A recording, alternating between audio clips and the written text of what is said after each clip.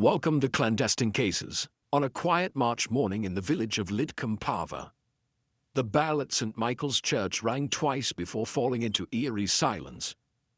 The churchyard, hemmed in by crumbling stone walls and ancient yew trees, appeared as serene as always, with fresh dew clinging to the headstones and a faint mist curling over the grass.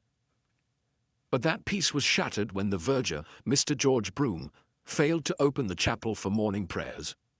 When the vicar arrived shortly after and unlocked the vestry, he found the verger's body slumped against the stone steps, a jagged gash above his left ear and blood drying into the carpeted floor. Nothing seemed stolen. No doors or windows were broken. And yet, the key to the vestry had never left the church's possession. It had been hanging in its usual place in the vicar's locked cabinet. The police arrived, naturally baffled. Dr. Ashton, the local physician, placed the time of death around 5 a.m., give or take half an hour. The vicar, Reverend Puckle, was accounted for. He'd been in bed with a dreadful cold, something the entire village could confirm, having seen him coughing and wheezing through his sermon just the day before. The church's only entry points were the main door and a side entrance, both of which had been locked from within and showed no signs of tampering. Yet George Broom was dead, and not from a fall or stroke. It was most certainly murder. Even stranger was what had been left behind. Next to the body was a small object that seemed entirely out of place, a tin snuff box with a faded blue crest etched into its lid, bearing a coat of arms that nobody recognized. Inside was a fragment of paper, torn and yellowed, with a single line of Latin scrawled across it in a heavy, hurried hand: Filius neminem heredem habet. No one in the constabulary had enough Latin to interpret it on the spot. But the implication of secrecy was undeniable. The verger had never used snuff, nor did he carry any such box. Where it came from, or why it was there, was anyone's guess. Inspector Craddock was called in from Middleshire to take over the case. Though capable, even he found the affair troubling. George Broom was a mild, unremarkable man. He lived alone in a cottage owned by the parish, rarely left the village, and had few possessions. No enemies, no debts. He rarely spoke above a whisper, and had served in the same church for nearly 30 years. The discovery of such a man, murdered in a locked church, with a cryptic Latin phrase in an old snuff box, offered more confusion than clarity. There were no fingerprints on the box, no trace of struggle, and nothing about the scene aligned with a robbery or common violence. In the days that followed, nothing turned up, no footprints outside, no reports of strangers in the area. The village, set apart by distance and habit, was its usual quiet self. But Lidcombe was not without its silent observers.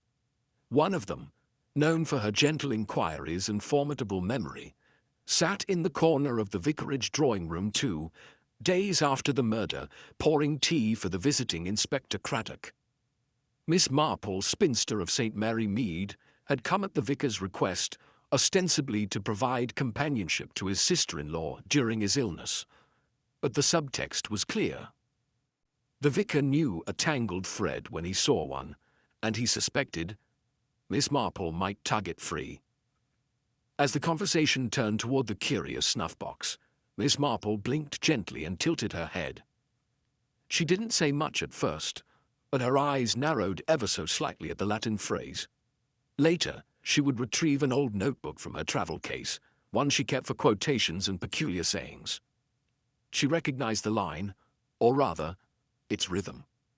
A priest she had known once during her wartime service had mentioned it. A son has no heir. An odd phrase to find beside a murdered verger, unless it was not meant literally. The village whispered that George had no family, but Miss Marple, ever attuned to inconsistencies, remembered otherwise.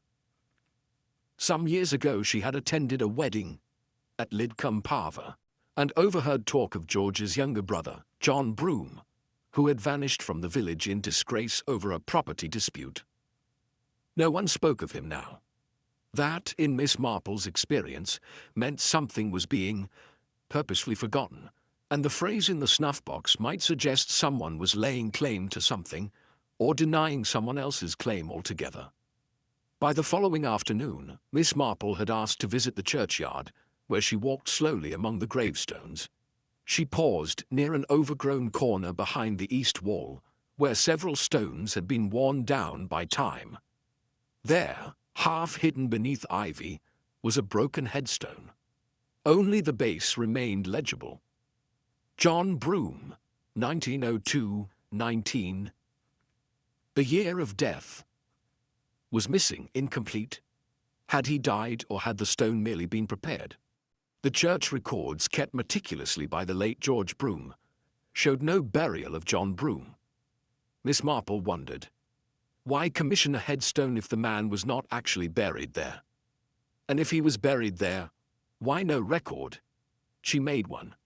More call that day, this time to the antiquarian bookseller in Middleshire. She inquired not about Latin phrases, but about snuff boxes, specifically ones bearing a blue heraldic crest. An hour later, the shopkeeper called back. The crest belonged to a long-defunct family line, the Branksmeres, once minor nobility in the area, but dwindled to obscurity by the 1920s. Their last estate had been sold off after a scandal, something about forged wills and illegitimate heirs. When Miss Marple returned to the vicarage, she made only one remark to Inspector Craddock. "I believe we are dealing with something quite old, Inspector. Something that has taken years to return to the surface." The case, which had begun as a simple locked-room murder, was quickly beginning to feel like the slow unearthing of a long-buried secret. And it seemed to Miss Marple that George Broom had found something, perhaps in the church records, or perhaps buried in the very earth of the churchyard, that had made his continued silence impossible. Whatever it was, someone had killed to keep it hidden, and Miss Marple, with her quiet certainty, knew that it was still there, beneath the yews, beneath the stone, waiting to be unearthed. The morning after her quiet inspection of the churchyard, Miss Marple returned to the vicarage dressed in a soft grey wool coat and hat that gave her the appearance of someone entirely harmless, which she was not. She accepted a cup of tea from the housekeeper and sat politely near the hearth as Inspector Craddock pored over the official report from the constables. The verger's pockets had been emptied at the time of discovery. Only his watch, a church key, and a handkerchief remained. There had been no struggle. The snuff box was still at the station awaiting further examination, and no one could place its origin beyond Miss Marple's quiet suggestion of the Branksmere family. Craddock admitted he hadn't followed that thread yet. Too old, too vague, too tangled in folklore. He preferred facts. And yet, as he recited the report aloud, Miss Marple's fingers gently tapped the teacup in rhythm with something in her mind. "May I ask," she interrupted gently, "was the snuff box found in his left or right hand?" Craddock paused. "His right, I believe." "Curious," she said. "He was left-handed, you know. I saw him pruning the roses outside the vestry last summer. He used his left hand for the shears, always left for the work, right for support." She sipped the tea and let her comment sit without embellishment. Craddock made a note but didn't yet see the relevance. Later that morning, the two of them walked to the church together. Craddock was not a man to discount Miss Marple entirely. He'd seen her unravel cases that had left younger men stammering. As they entered the quiet of the nave, she slowed, near the front pews, running her gloved fingers along the edge of the wooden rail. The vicar had reopened the church reluctantly. Life in Lidcombe did not pause for scandal, not even murder. Inside the vestry, the blood stain had been scrubbed, but not forgotten. Miss Marple took in the room again. A modest desk, worn kneelers, a cabinet of robes, and shelves lined with ledgers. She knelt near the floor where the body had been found, examining the edges of the carpet. Her eyes paused at a small copper button wedged deep between the floorboards and the wall. It was almost invisible unless you were looking at the exact angle where morning sunlight hit the trim. She didn't pick it up. Instead, she pointed. Was that catalogued, Inspector? Craddock leaned down, surprised. No, that's the first I've seen it. He retrieved it with tweezers. It wasn't from the verger's coat, which had all its buttons. And it wasn't old. It looked like it had come from a woman's garment, a coat perhaps, or a glove. Miss Marple said nothing more, but the presence of that small copper button in a locked room raised a subtle shift in the atmosphere. Someone else had been there.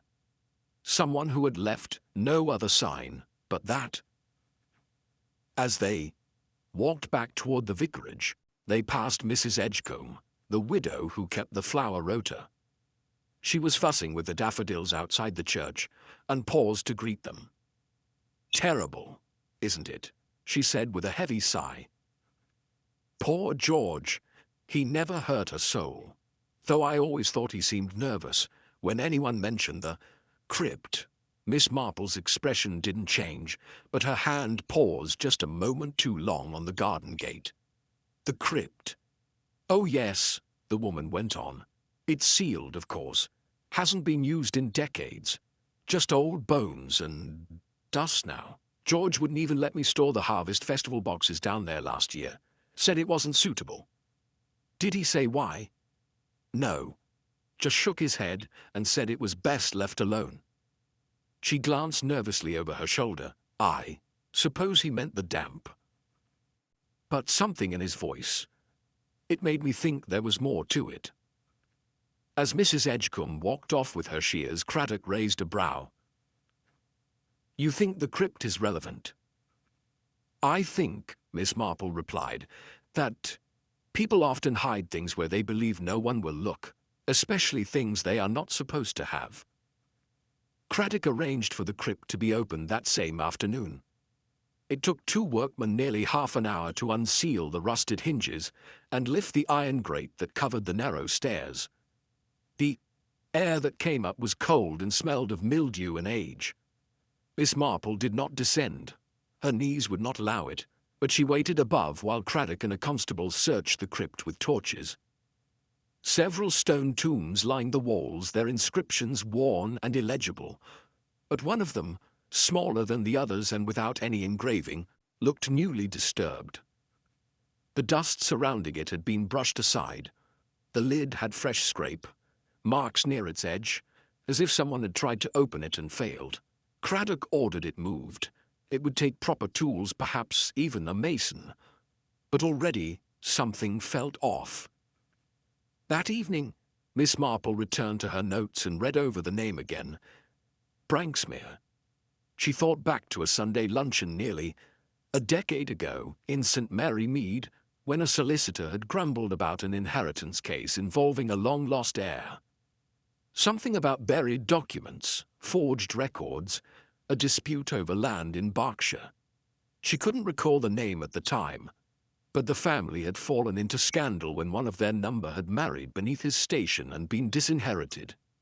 She wondered if George Broom had stumbled across such a name in the old parish.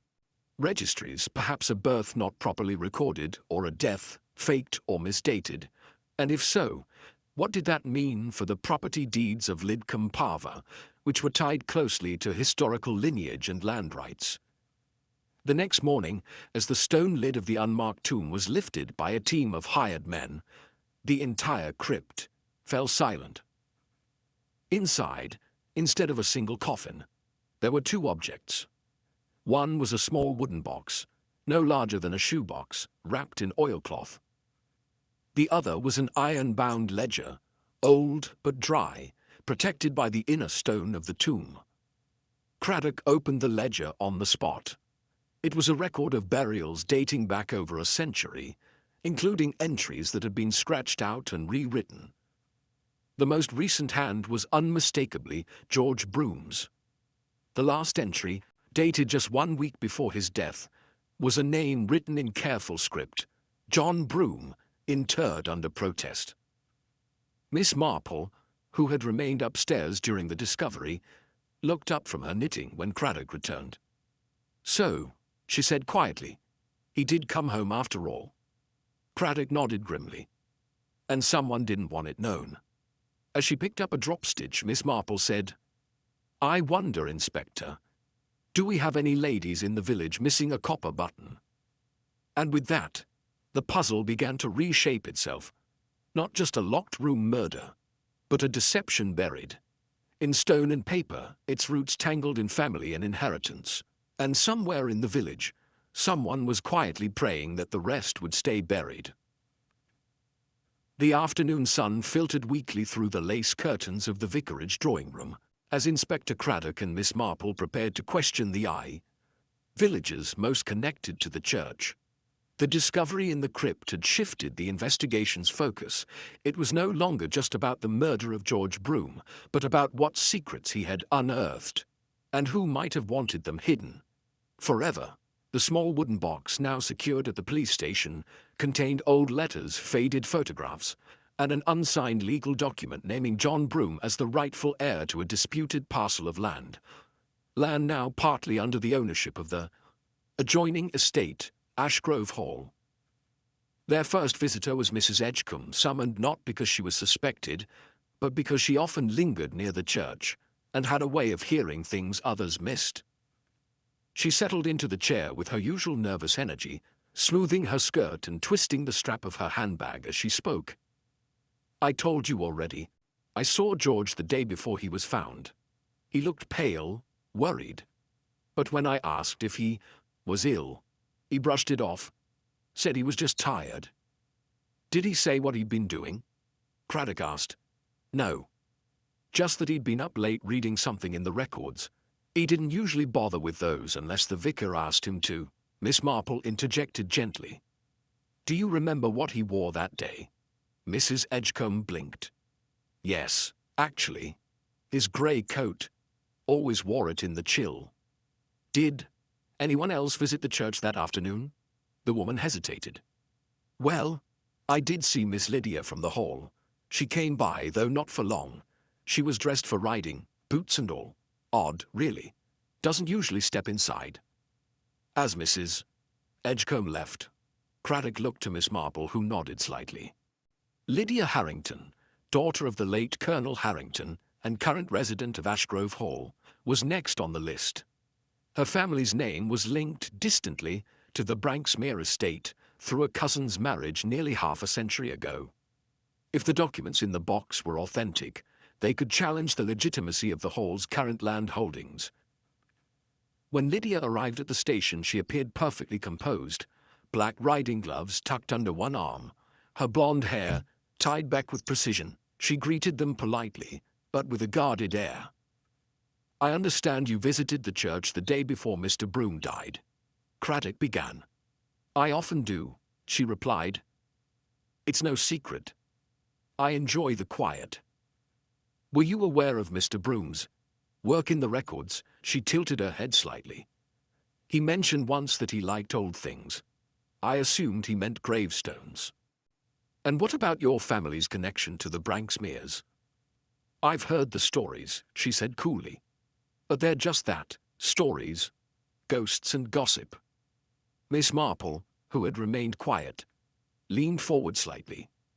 "And yet your father was quite interested in the land records before his passing, wasn't he?" Lydia didn't answer immediately. Her expression held, but her eyes shifted ever so briefly. "He was fond of history. That doesn't make me a murderer." "No one's suggesting that," Craddock said, making a note. "But we'd appreciate your cooperation while we examine the documents Mr. Broom may have uncovered." As Lydia left, her pace quickened slightly, though her posture remained upright. Miss Marple watched her go, and then remarked softly, "Too poised. I always find such calmness unsettling when someone's inheritance might be in question." Their next conversation was with Thomas Pritchard, the church's part-time groundskeeper. A broad-shouldered man with weather-beaten skin, he'd worked under George Broom for over a decade. He sat stiffly across from them, cap in hand. "Mr. Pritchard, we understand you had access to the vestry keys," Craddock said. "Only when George gave them to me, sir. he replied quickly. Last time was 3 weeks ago, had to oil the hinges. Did you know about the crypt being disturbed? No, sir, I'd never go down there, don't care for the smell. Did George seem anxious recently? Thomas shifted uncomfortably. Well, now you mention it, he did ask me about getting the ledger cabinet fixed. Said the lock wasn't quite right. I said I'd see to it, but he told me to leave it be. Said he'd changed his mind. Miss Marple narrowed her eyes. Did he say why? Didn't. But he looked like he regretted something. Craddock jotted that down and nodded him out. As the door closed, Miss Marple observed, "It's not always what they say, it's what they say too easily. He wanted us to believe he never entered the crypt, said it before we even asked." Craddock sighed. Too many threads, not enough knots. Later that evening they spoke to one last person, Agnes Tyler, the maid who occasionally cleaned the vicarage and who had also worked part-time at Ashgrove Hall. She arrived flustered, her fingers fidgeting with her sleeves.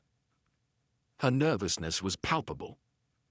"I didn't mean no harm," she began before they even questioned her. Miss Marple offered her a calm smile. "No one thinks you did, my dear. But it's very important we understand what happened. Did you see anyone near the church late that evening? I went by to leave some flowers I'd forgotten. It was just past sunset. I saw someone coming from the vestry.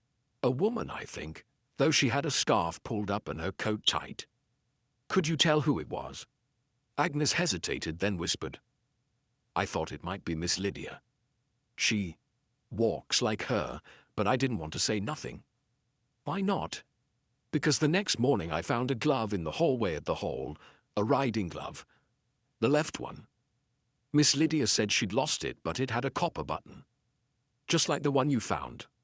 Craddock leaned forward. "And where is that glove now?" "She took it, said it wasn't important." As Agnes left, pale and shaken, Craddock turned to Miss Marple. "It's lining up, isn't it? Lydia's glove, her visit, the missing records." But Miss Marple held up her hand. "Almost. But there's something not quite right. If she truly killed him to protect her inheritance, why leave the box hidden in the crypt? Why not destroy it?" Craddock frowned. "Because maybe she didn't know it was there. Or," Miss Marple said quietly, "maybe someone wanted her to seem like she did." And just like that, the angle shifted. What had seemed like a straightforward motive began to unravel again. Someone was pulling strings, carefully crafting a trail of guilt. But the threads were beginning to fray, and Miss Marple, with her needlepoint precision, was watching every stitch. Inspector Craddock spent the next morning reviewing every statement, every detail, every glance that hadn't quite matched the words spoken. In another case, Lydia Harrington might have been arrested already, her missing glove, her presence at the church, her family's precarious link to the Branksmere estate. All of it fit too well. But as Miss Marple had pointed out, the neatness of it all was precisely the problem. It was too convenient, too controlled, as if someone wanted Lydia to stand at the center of the storm while they slipped away through the shadows. The inspector sat across from Miss Marple in the vicarage drawing room, both quiet in their own thoughts as the clock ticked away the hour. Miss Marple finally looked up from her knitting, eyes sharp. "There's a pattern here, Inspector, but it's being deliberately smudged. Everyone we've spoken to seems to be reacting not with shock, but with a sort of weary caution, as though they've all known something was festering beneath the surface for some time." Craddock nodded. Too many of them knew about the crypt, and yet no one admits to opening it. Or perhaps they didn't open it, but knew or feared what it might contain. Together they laid out the list. Lydia Harrington, a plausible heir threatened by George's discovery. Thomas Pritchard, loyal to George but with unusual knowledge of the faulty cabinet and a curious eagerness to deny involvement. Agnes Tyler, frightened, observant, and perhaps more entangled with the Hall than she let on. And then there was Reverend Puckle, absent from scrutiny thus far due to his illness, but custodian of the church keys and overseer of the records George had been poring over. Later that day, Craddock paid a quiet visit to the Reverend, whose cough had lessened enough for him to sit up with tea and scones. He answered every question plainly, but when asked about the cabinet, his brow furrowed. "I did have a conversation with George, about a month ago, I think. He mentioned discrepancies in the burial ledgers. I told him to make note of anything troubling. He didn't bring it up again." "Did he say what the discrepancies were?" "No.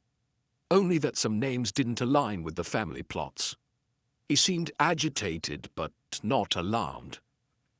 "Did he mention the Branksmere name?" The vicar's fingers paused on his teacup. Yes, now that you say it, he did. Said it was turning up more than it should in the early records. And, yet you didn't follow up. I suppose I thought it was one of his little hobbies. George could be obsessive. He cared deeply for the church's history. As Craddock made his way back to the station, he mulled over the Reverend's subtle hesitation. George had clearly confided in him. Why had the vicar done nothing? And why hadn't he warned George of the potential danger, if indeed someone else stood to lose something significant? Meanwhile, Miss Marple had made her way to Ashgrove Hall, not to confront Lydia, but to speak with someone who rarely factored into village gossip, the housekeeper, Mrs. Vale. She had served the Harringtons for 3 decades, and had seen everything, from war rationing to funeral preparations, without ever drawing attention. When Miss Marple asked politely about Lydia's behavior in recent weeks, Mrs. Vale sighed. She's been under pressure. Lawyers writing, estate matters piling up. She's trying to keep it all together. But truth be told, I think she's afraid. Afraid of what? Mrs. Vale hesitated. Of being forced to sell. If those letters in the box prove the land doesn't rightfully belong to her, the rest of the estate's claim could fall apart. The debts are worse than most people know. Does anyone else know about the box? Miss Marple asked. Only what I heard in passing. She was talking to someone in the hall late one evening, 2 nights before the verger died. A man's voice, deep, not the inspector, not Thomas Pritchard. Did you see him? No, but I'd know the tone. Calculating, not village-born. Miss Marple thanked her and made her way back, her mind knitting together the threads. Lydia, it seemed, had spoken with someone who didn't belong, a man determined to keep the contents of that crypt from surfacing. But who? And why use Lydia's glove, if not to shift suspicion, unless Lydia was being used? Back at the station, Craddock summoned Thomas Pritchard for a second interview. This time, he pressed harder. You said George cancelled your repairs to the cabinet. That was just before he died. Aye. Did you see him that night? No, sir. Where were you? At home, with my sister. Craddock paused. Your sister died last autumn, didn't she? Thomas blinked. A beat passed. I meant my cousin. She visits sometimes. Craddock stared at him evenly. You understand the seriousness of this, Mr. Pritchard? Thomas swallowed hard. I didn't hurt him, I swear it, but I did go to the church. I saw the vestry light on and thought maybe he was still working. But I left when I heard voices inside, arguing. Did you recognize them? One was George, the other, I think it was someone from the hall, not Lydia, a man. Craddock dismissed him, mind racing. A man from the hall, a missing glove, a staged clue. It was a performance, each piece planted to shape suspicion. George had stumbled onto something real, an inheritance fraud perhaps, or a falsified deed, and someone had panicked. That evening Miss Marple stood at the window watching the sky dim over the churchyard. She turned to Craddock as he entered.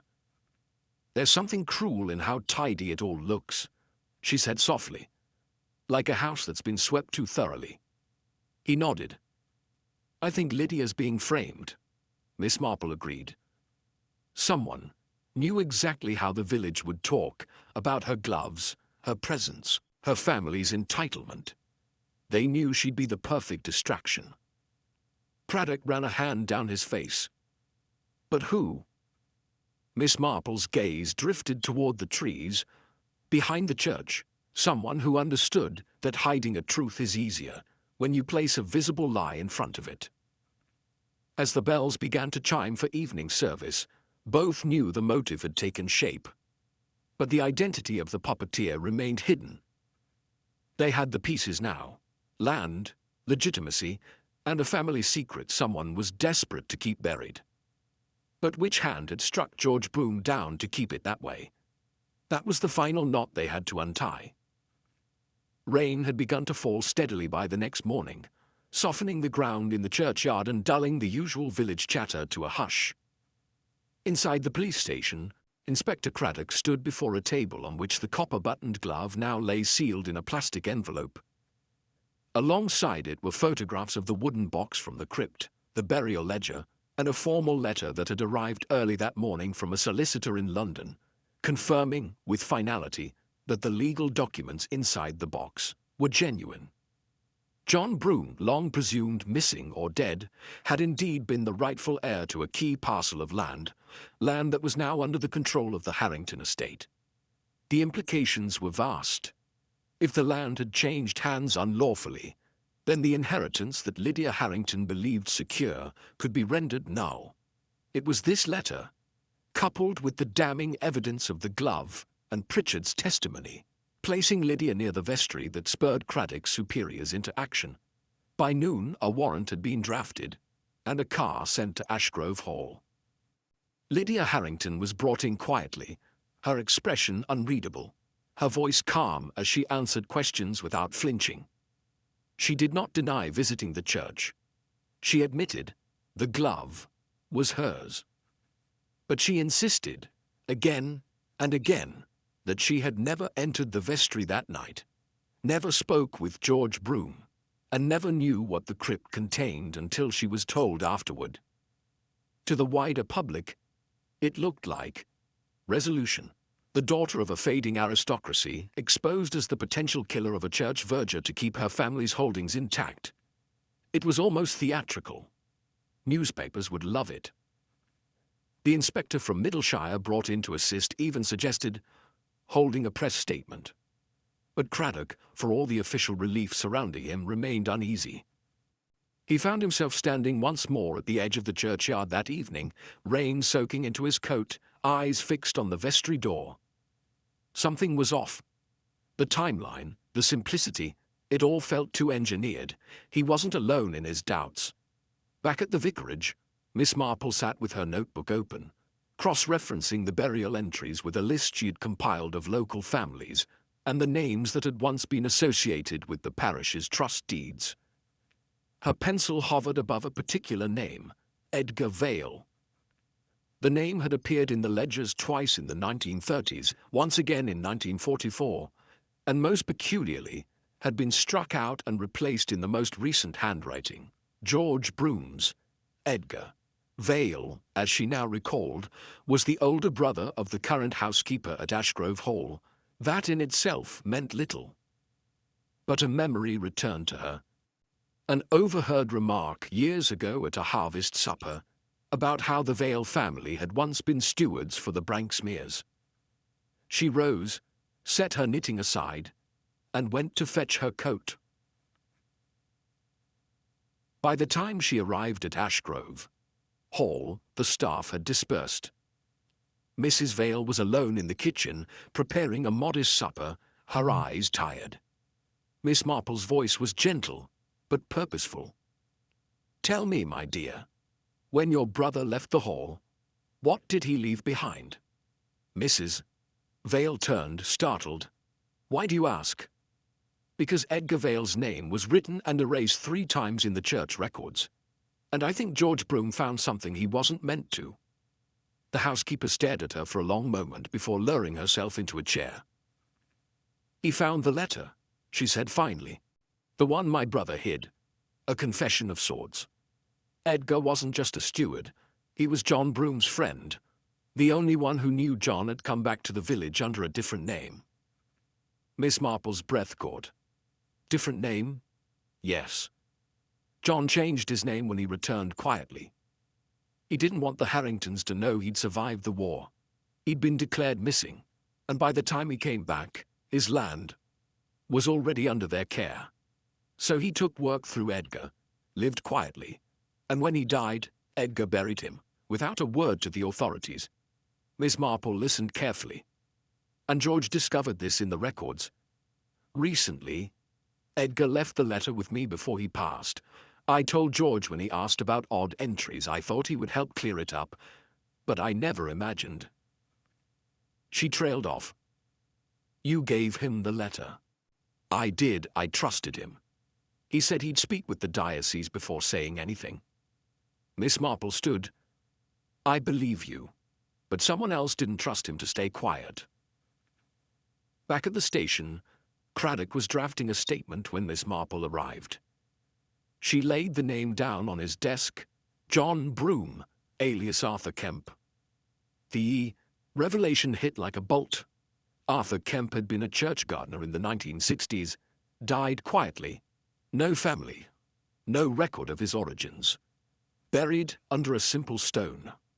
And who would have known about the alias? Craddock asked. Someone close to both the hall and the church. Someone who'd handled the records, perhaps even copied them.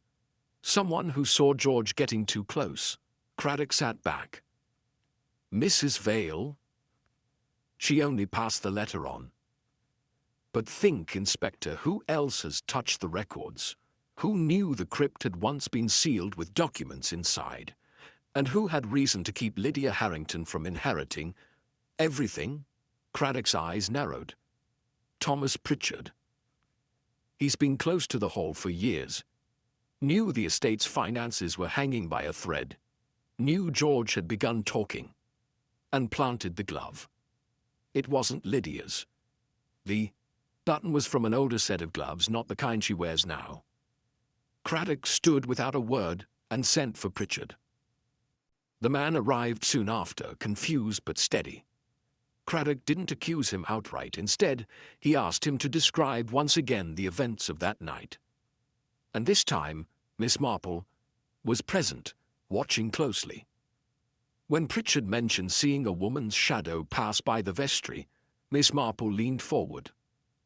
Forgive me, she said, but how would you see a shadow if the interior light was off? Pritchard hesitated. It was dim. Maybe just the moon. But it rained that night, Craddock said. Heavy cloud cover, no moonlight, and the vestry's windows are frosted.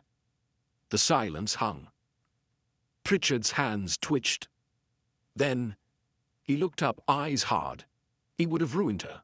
Lydia's not like her father. She was going to sell the land, let the village farm it again. George wanted scandal, history. I tried to reason with him. And when he wouldn't stop, Craddock asked. Pritchard's voice dropped. I only meant to scare him, but he shoved the ledger at me, said he'd go public. I lost my temper. Craddock exhaled, the weight of the false victory lifting from his shoulders. Lydia Harrington had not killed George Broom. But the man who had stood quietly at her side for years had done it to protect her future. And in doing so had nearly destroyed it. As Pritchard was led away, Miss Marple returned to her chair at the vicarage and resumed her knitting. Such a tangle, she murmured, all that effort and the truth still slipped through. She glanced out the window toward the churchyard, now drenched in rain. Secrets never stay buried, not forever. The confession from Thomas Pritchard settled like dust after a long storm. Visible, weighty, but not yet entirely still. For the police, it marked resolution. The files began to close, forms were submitted, and Lydia Harrington's name was quietly cleared without the fanfare that had accompanied her earlier arrest. Yet despite the relief that rippled through the village, Miss Marple did not feel at ease. There was something unsatisfying about the whole affair. Not in the facts, those were tidy enough, but in the feeling. Motives explained certain actions, yes, but they did not account for the tone of fear that had hung around George Broom in those final days. Nor did they fully explain the decision to hide the wooden box in the crypt, rather than destroy it. George had uncovered something more than just a disputed land claim, something that had frightened him. Miss Marple requested access to the church's old parish bulletins, which were kept in a battered file cabinet at the back of the vicarage. With the vicar's quiet approval, she began leafing through the yellowed sheets, looking for anything that might tie the past more tightly to the present.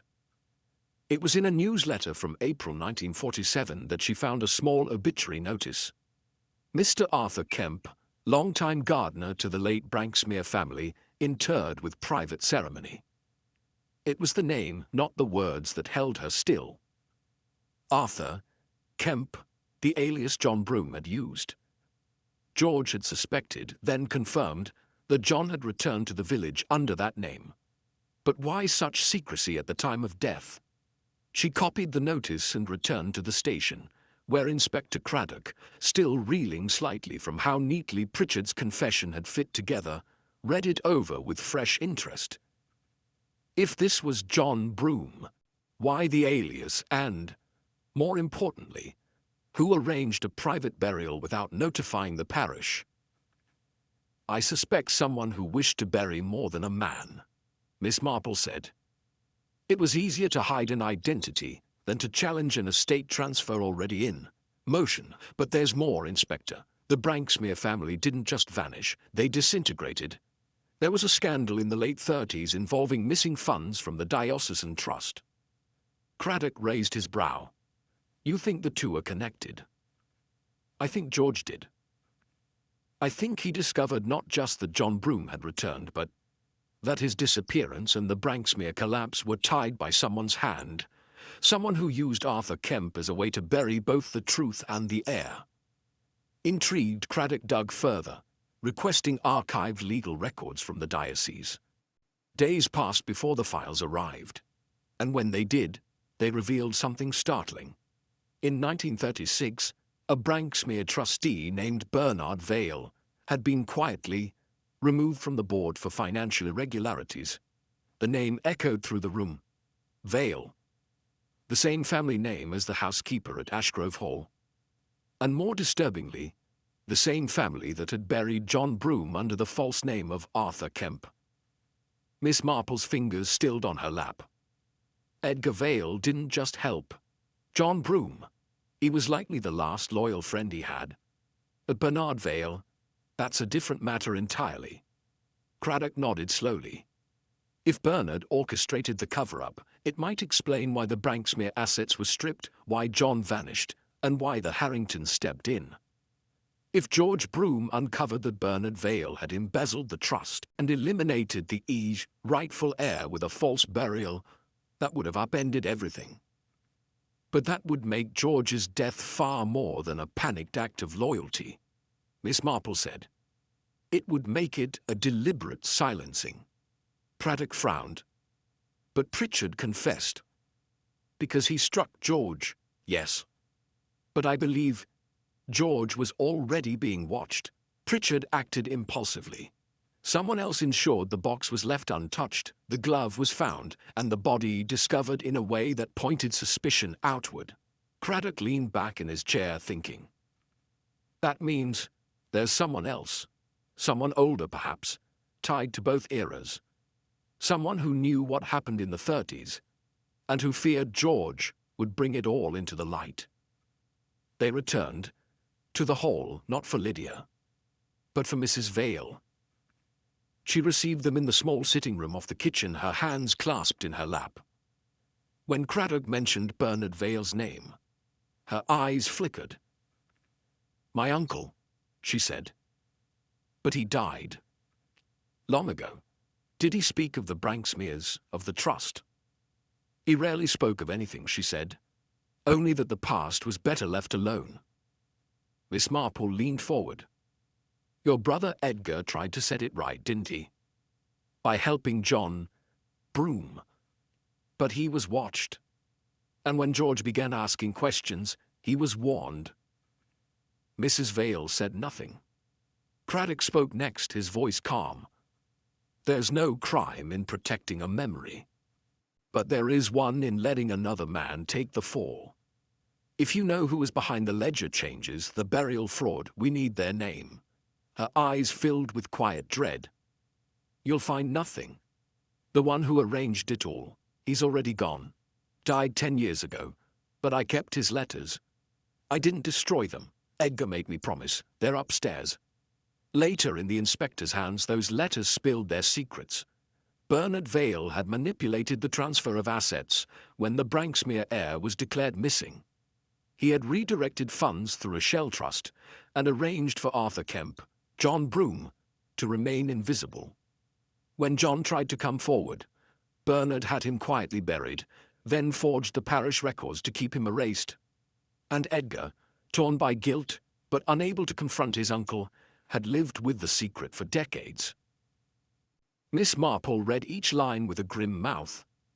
George must have found the same trail, the burial record, the missing funds, and someone, perhaps not Bernard, but someone who had inherited the shame, panicked. The final piece arrived when Agnes Tyler, the maid, returned with news of her own. She'd been cleaning out an old drawer in the hall storage room and found a torn envelope addressed to George Broom. Inside was half a letter, unsigned, warning him to stop pursuing the past, lest it consume the present. It had never been sent. Agnes had meant to burn it, afraid it might mean trouble. But after hearing what had come to light, she brought it in. Miss Marple held it carefully. The paper was decades old. The handwriting was tight, controlled. Not Bernard Vale's. Perhaps someone else from the trust, or even a distant legal associate still guarding a legacy of lies. The roots ran deep, not just through money or property, but through pride, silence, and a long chain of people who had convinced themselves the truth was best forgotten. Standing once more in the churchyard as the rain let up and the evening sun began to warm the stones, Miss Marple looked down at the modest grave of Arthur Kemp. "He came back," she said softly. "And he died again, in name. But now he may finally be allowed to rest." Craddock joined her. "And George?" "He died for truth," she replied. "But not in vain. The shadows are long in this village, Inspector. But even shadows eventually shorten, when the light is held steady long enough." The next morning, the village awoke beneath a heavy grey sky, the clouds low and still, as if the very air were holding its breath. Though Pritchard remained in custody and the Vale family's letters had shed light on the old scandal, Miss Marple remained restless. Something essential was missing. One final confirmation that would close the circle.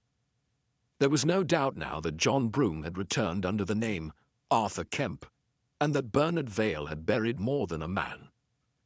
But the actual handling of the fraudulent records, the hidden documents in the crypt, and especially the precise timing of George Broom's death, still whispered of one more hand, someone who had not merely inherited a secret, but had acted to preserve it. Over tea in the vicarage, Miss Marple proposed an idea to Inspector Craddock. It was, she admitted, unconventional. "We have facts, but no truth," she said quietly. "Not yet. There's a difference, you know." Craddock, though skeptical, had learned better than to dismiss her instincts. "What do you have in mind?" "A conversation," she said, "with Lydia Harrington. But not about the murder, about the land." Craddock frowned. "You think she knows more than she said?" "I think she's been made to believe she knows less." That afternoon, under the guise of settling an estate inquiry, Miss Marple invited Lydia for tea in the church hall. It was an informal setting, almost domestic, with scones, jam, and strong Darjeeling, all laid out with a kind of calculated innocence. Lydia arrived guarded, but curious.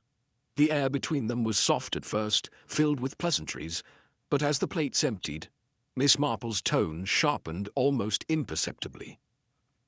"My dear, you know you were never truly under suspicion, don't you?" she said, her voice gentle but precise. The glove was placed, And not even a modern pair. It was meant to look like yours, but it wasn't. Someone assumed you wouldn't know the difference. Lydia sat straighter, her expression unreadable. So you found who did it? Almost. But what I truly need is to understand who frightened George Broom in the first place. He told no one, not even the vicar. Yet he hid that box in the crypt, wrapped in oilcloth, sealed, and placed beneath the tombstone of a man no one would visit. Lydia hesitated. He told me once years ago that the past didn't stay buried long in Lidcombe. Wise words, Miss Marple said. Then she tilted her head slightly. Tell me, if you'd been given a chance to sell the disputed land before this all began, say a private offer, quiet and generous, would you have accepted? Lydia blinked. That's an odd question, but yes, probably. The estate needs funds. I've been considering it for months. Did you receive such an offer? Her lips parted, but then she paused. I did get a letter. Weeks ago, anonymous. It said someone wanted to buy the woodland bordering the old Branksmere line. No names, just a price. Did George know? I told him in passing. He didn't say much. Just that it wasn't mine to sell until I knew everything. Miss Marple reached into her handbag and removed a folded page, one of the old trust documents recovered from the crypt. It was dated March 1935 and bore a stamped signature, C.R. Davies. She laid it on the table, letting Lydia's eyes linger. That name means nothing to me, Lydia said. It didn't to me either, Miss Marple replied, but the vicar found an old parish committee list. C.R. Davies served alongside Bernard Vale, a solicitor not local but used often in land matters. Now here's the interesting thing. That letter you received, would you be so kind as to let me see it again? Lydia hesitated, then withdrew it from her handbag. Miss Marple opened the envelope slowly. Inside was a typed page, bland, in tone professionally worded. She pointed to the faint watermark in the upper corner. Davies and Harrow, solicitors, Cheltenham. Craddock, who had quietly entered through the back and stood listening unseen, stepped forward now. Davies and Harrow was dissolved in 1972. The paper is old, used deliberately. This letter wasn't from a firm. It was made to look like it was. Miss Marple nodded. Someone who had access to the old records. Someone who knew the paper, the names, and the property lines. Someone who wanted Lydia to sell the land before George exposed the truth. Craddock narrowed his eyes. At who? Miss Marple glanced at Lydia. Do you recall the handwriting on the envelope? Lydia thought for a moment. Actually, yes. It was oddly stiff, almost like someone not used to cursive. Miss Marple stood. Which is why I've taken the liberty of inviting a guest, someone who used to type reports but always struggled with longhand. The church hall door opened. Agnes Tyler stepped in, wringing her hands. Her eyes darted between them all. Miss Marple said I should come. Agnes, Craddock said, his voice calm, we're not accusing you. But we believe you've been manipulated. Agnes looked confused. What do you mean? Miss Marple smiled gently. You worked at Ashgrove Hall for years. You saw the documents, the letters. Someone close to you, perhaps a relative, used your trust to plant the letter. Did you mail it yourself? Agnes hesitated. I was told it was just business. That Miss Lydia would want to see it quickly. I was handed the envelope, told to leave it on the hall table. Who told you? Craddock asked. She paused, eyes brimming. It was Mr. Henley, the estate accountant. He's the one who always manages the land files.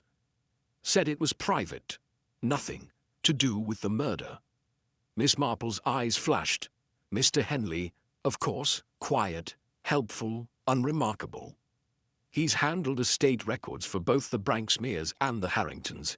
He would have known about the forged signatures, the gaps in the trust Craddock stood, and he'd know that if Lydia discovered the truth and claimed the land properly, his own position, built on years of silence, would collapse. So he tried to nudge her into selling.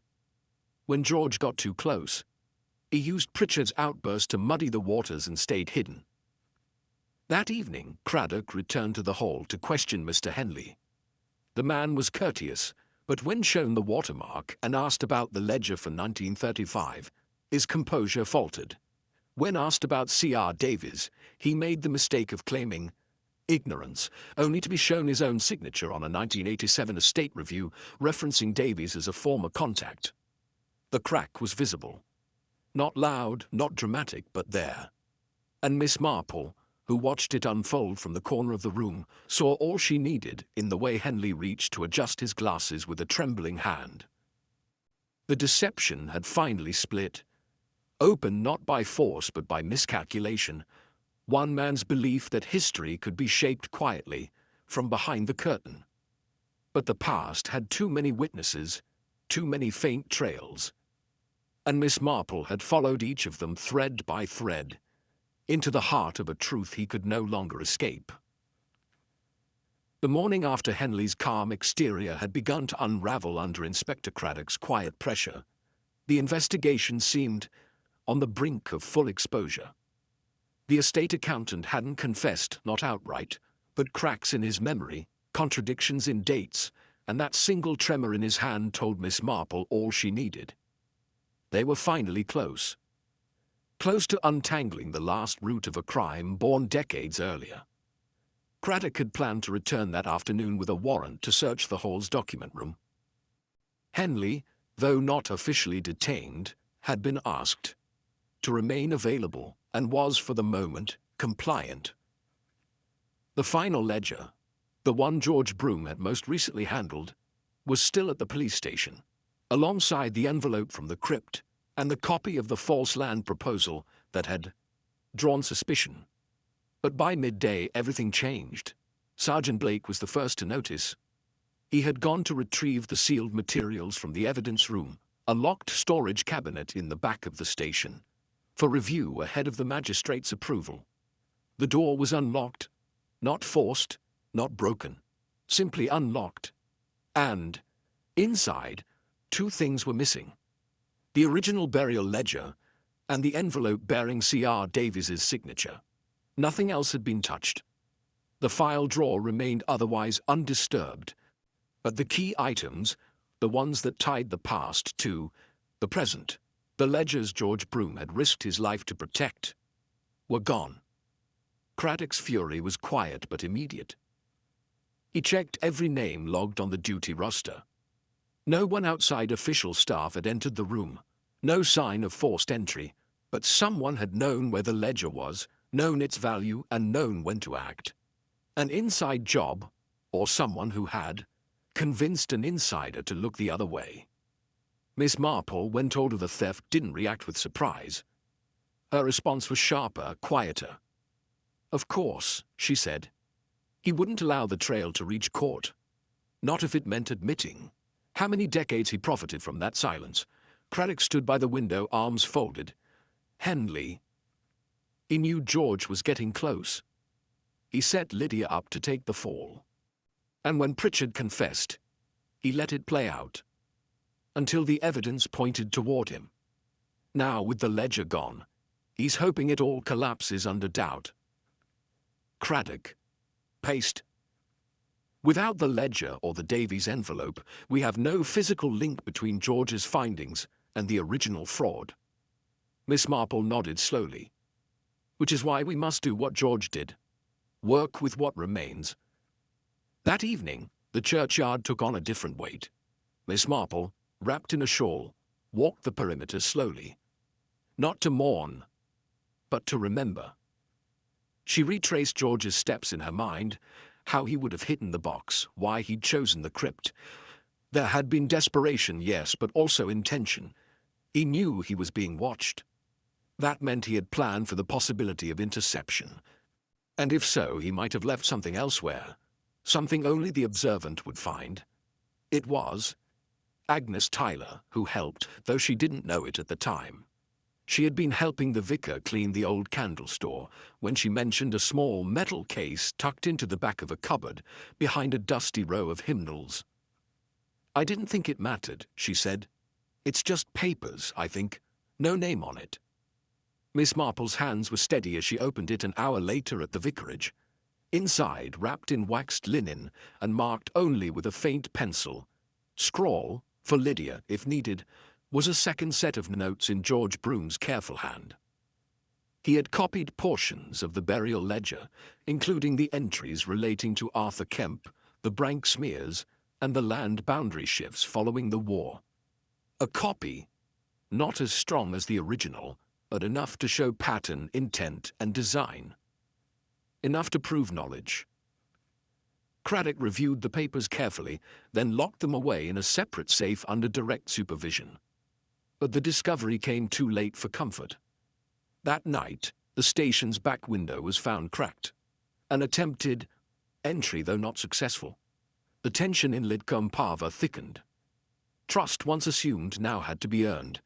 Each constable's movements were questioned, visitors logged, rechecked, and Henley vanished.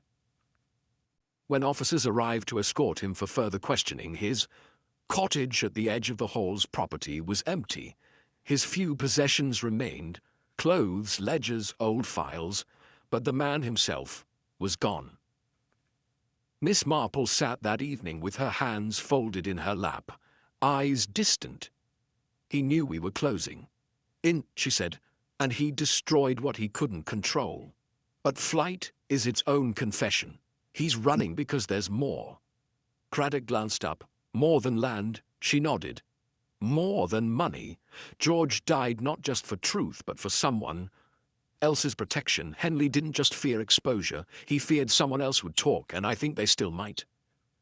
The remaining question wasn't just who had stolen the evidence, but who Henley had feared most. Someone he worked for, or someone he betrayed. Someone who might not let him disappear so quietly, because now the balance had shifted. The evidence was fragile. The truth had been partly burned. And everyone still standing near the fire could feel the heat rising. Miss Marple's gaze turned once again to the church, not as sanctuary now, but as battleground. George Broom had left behind his map, and now the final steps of the journey had to be taken. But with one player vanished, and another perhaps still in the shadows, the last revelation would require more than proof. It would require pressure. And the next move, Miss Marple knew, would not be hers. It would come from whoever had the most to lose when the truth finally reached daylight.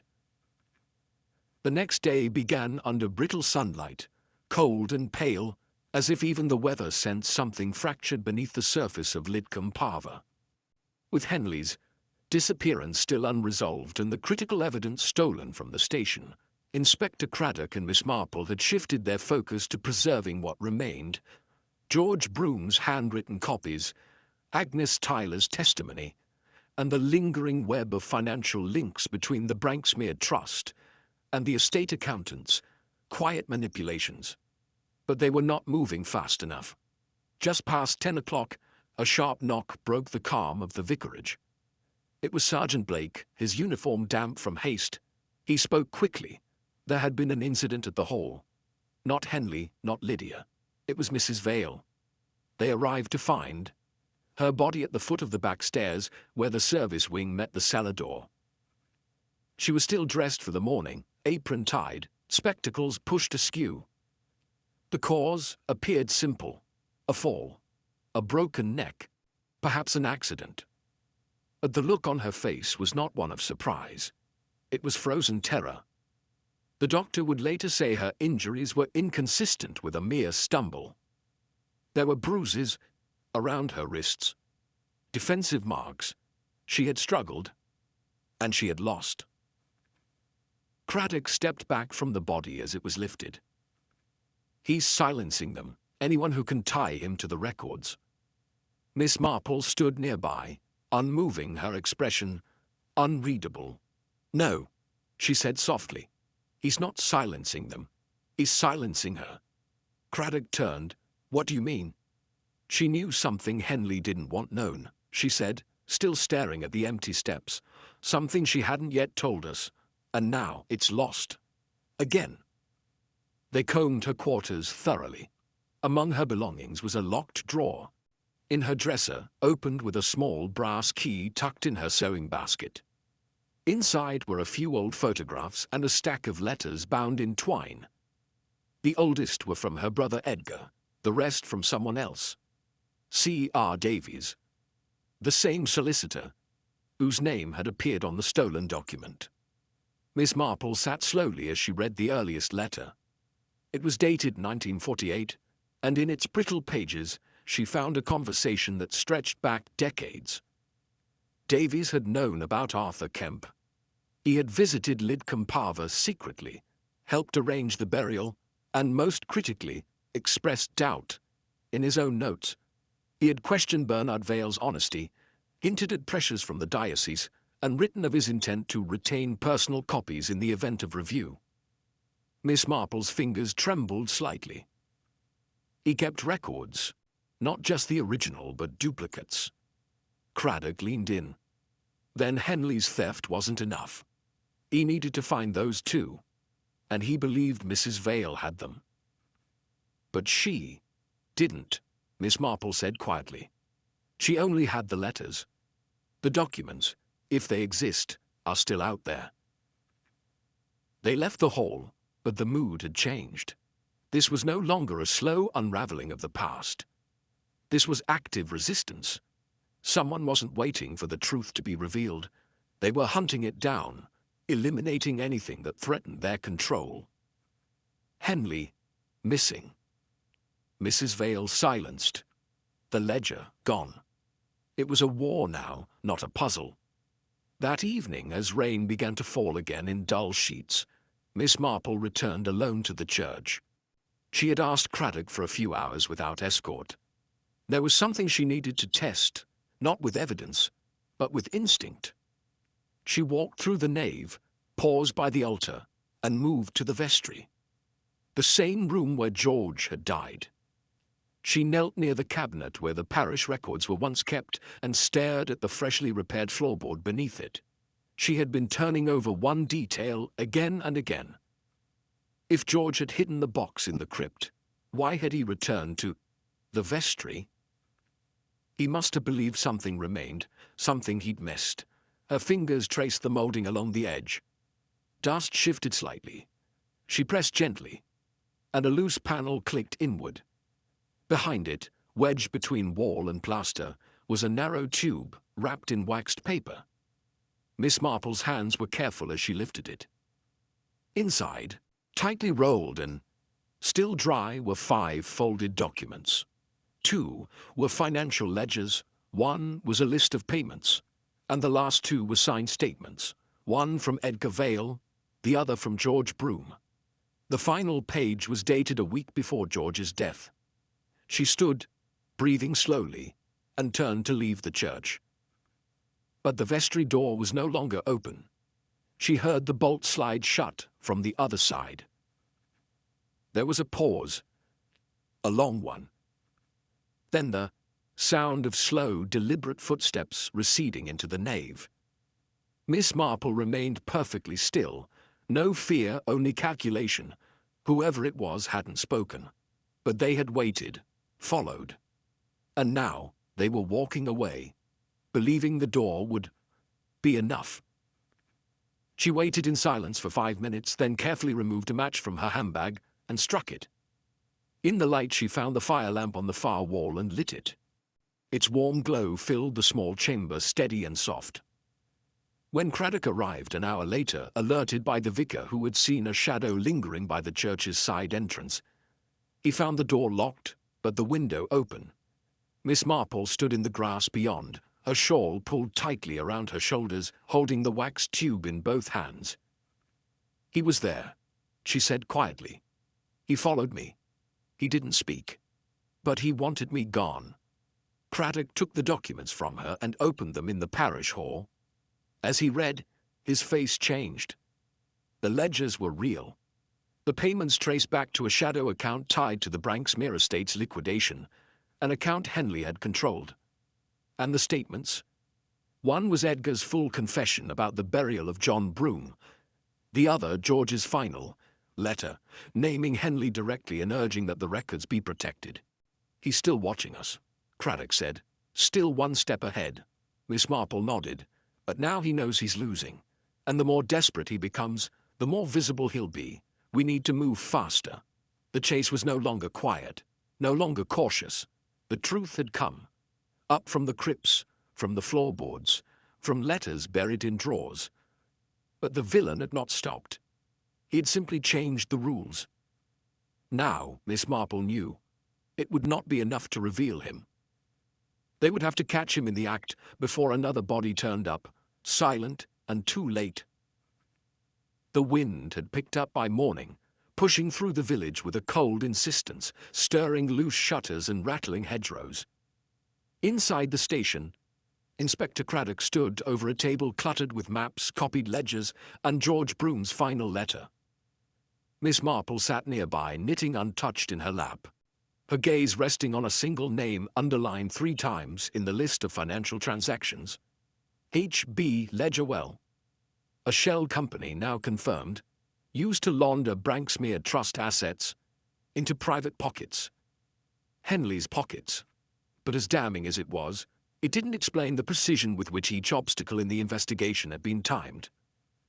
Henley had vanished before the net closed. Mrs. Vale had died within hours of being discovered as a witness. The stolen ledger had been removed minutes before the review. All of it too fast, too well coordinated for one man working alone. Miss Marple spoke without turning her head. Henley was clever, yes, but not clever enough to manage this from the shadows without help. He was running scared. I think he took orders more than he gave them. Craddock turned. "You think there's someone else pulling the strings?" "I think," she said slowly, "that someone expected George to find the crypt. Someone who used Henley to carry out the cleaning, but stayed in the background. And now that George's backup plan has surfaced, they've stepped forward." Craddock paced. "So we ask again, who gains the most from keeping the Branksmere line erased? From silencing John Broome's return? And from hiding those records for 70 years? Miss Marple didn't answer. Instead, her eyes followed a gust of wind, lifting a page from the table and blowing it across the floor. Craddock bent to retrieve it, then froze. It wasn't one of the reports. It was a photo, tucked between folders, one of the ones recovered from the crypt box. Faded, curling at the corners. 3 men standing in front of the old Branksmere hunting lodge, hands clasped behind their axe. One of them was John Broome, younger but unmistakable. The other 2 were unfamiliar to Craddock, but not to Miss Marple. She rose, took the photo, and studied the man on the left. Heavy-set dark coat, eyes slightly averted. "That's Bernard Vale," she said. "I remember him at a harvest auction when I was quite young. Always wore 2 tight gloves." She moved her finger to the 3rd man. "And that's not Edgar Vale, that's someone else entirely." Craddock looked closer. "Could it be Henley?" "No," she said slowly. "Look at the way he holds his hands. Not casual, formal, controlling. That man isn't a steward, he's a master." She carried the photo to the window, held it up to the light. In the background, half obscured by a shadowy hedge, was the corner of a signboard. Harrington and Partners. Surveying and Estate Law. Craddock's breath caught. "Wait. Harrington." Miss Marple's voice remained calm. Not Lydia's father. He had no head for books, but her. Uncle Charles Harrington was a solicitor. He moved abroad before the war, or so the story went. Craddock sat down heavily. If that man is Charles Harrington and he stayed behind, changed his name, he could be the real architect. He'd have access to the Branksmere files, the land titles, the trust deeds. He could have used Henley to act on his behalf. And he could have posed as Davies, Miss Marple added. The letters, the false stationery. If he used that name, It would explain how Henley sourced the forged documents. The real Davies may have existed, but the letters we saw were not his. The pieces began to slide into place with a silent clarity. If Charles Harrington had never left England, if he had quietly adopted a new role, perhaps in a nearby firm or under an alias, he could have built an entire second life on the ruins of the Branksmere estate. George Broome had found the old ties in the ledgers, begun asking questions, and Henley, loyal or fearful, had done the rest. But now Henley was gone, and the pressure was mounting. The orchestrator might finally be growing desperate. Craddock immediately ordered a search of regional solicitor records and property deeds under any variation of the Harrington name. Meanwhile, Miss Marple returned to the hall, requesting an audience with Lydia. She found her in the drawing room, staring blankly at the fire, a half-read book lying unopened in her lap. "I need to ask you something quite strange," Miss Marple began. "Do you recall if your father ever mentioned a brother who handled legal matters? One who disappeared or traveled abroad?" Lydia looked up, startled. "Uncle Charles. I thought he died in Africa. There were rumors he fell out with my grandfather over the estate." "Was there ever any proof of that?" "No," she admitted. "Only my father's word. But we never had a photograph of him. Odd, now I think about it. No obituary either." Miss Marple nodded slowly. "I believe your uncle never left England. I believe he built a quiet life nearby, under a different name, and used his knowledge to control the trust from the shadows." Lydia sat straighter. "But that means everything we've built was built on a mission," Miss Marple said gently. "Not your fault. But the truth is surfacing now, and someone is trying very hard to shove it back down." That evening, Craddock received the report. A man named Colin Harris, aged in his 80s, residing in Cheltenham, had practiced estate law under limited contracts for nearly 4 decades. He matched the build of the man in the photo and had once shared an address with Charles Harrington in 1935. He had no children, no public records before 1946, and had kept out of village affairs entirely. Craddock and Miss Marple prepared to leave for Cheltenham at first light. But before they could depart, a call came through the station line. Henley's body had been found in a ditch 20 miles west, his car abandoned off a disused farm track. He had been struck from behind. No wallet, no papers, nothing taken but his briefcase. Craddock's face darkened. "The mastermind is cleaning house." Miss Marple didn't flinch. "And he's leaving fewer and fewer places to hide. But there's a pattern now, Inspector. Each silence, each body, follows one step closer to the truth. And that truth no longer rests on paper. It rests in memory, in connection, in motive." She looked again at the photo, then toward the window, where the wind had begun to rise, once more. The house of cards had begun to tremble, not from force but from exposure. And with each death, the last player standing was drawing nearer to the light he had evaded for a lifetime. The road to Cheltenham was long and twisting, the damp countryside fading into grey mist as the day wore on. Miss Marple sat quietly in the back of the car, her hands folded in her lap, the final pieces of the puzzle clicking together in her mind. Craddock sat at the wheel, his expression grim but resolute. Henley's body had been discovered only hours before, a grim reminder that they were dealing with a man who had no intention of going quietly. When they reached the small village just outside Cheltenham, Craddock and Miss Marple went straight to the local police station, where a sergeant met them with the latest developments. Henley's briefcase, found with his body, contained only one thing of importance: a letter from a solicitor named C.R. Davies, the same name that had appeared on the false documents, the one that had so conveniently slipped from their grasp. The letter was short, almost perfunctory, but it was enough to confirm that Henley had been more than just a pawn. He had been the final link in a long chain, a chain that started with Bernard Vale's manipulation of the Branksmere estate and led, ultimately, to the complete erasure of John Broome from history. But it wasn't just greed or power that had driven Henley to murder. It was fear, and something far darker. Miss Marple glanced over the letter, her expression soft but unyielding. "Fear," she muttered under her breath. "It's always fear, isn't it?" Craddock looked up from the letter, his brow furrowed. "What do you mean?" "Fear of exposure," she said, her voice steady but carrying the weight of years spent observing the human heart. But also something else. Henley was terrified of being seen, not for the truth of his actions, but for something more personal. They left the station and made their way to the address they had been given, an old ivy-covered building that had once been a respectable legal office. The building was quiet now, abandoned, yet the windows still carried the weight of time, as if someone had simply stopped caring, stopped watching. The door creaked open as Craddock pushed it, revealing an office frozen in the past, littered with yellowing files and dusty furniture.